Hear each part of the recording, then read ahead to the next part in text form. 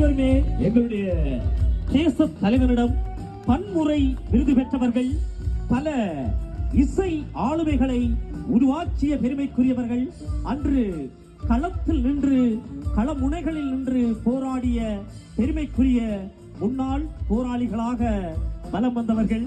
இன்று இசையோடு போராடி உங்கள் செவிகளுக்கு விருந்தளித்துக் கொண்டிருக்கக்கூடிய இருவரையும் அன்போடும் பெருமதிப்போடும் அழைத்திருக்கின்றது தமிழர் திருவிழாவை நடாத்திக் கொண்டிருக்கக்கூடிய தமிழர் வர்த்தக சங்கம் லாட்சப்பல்.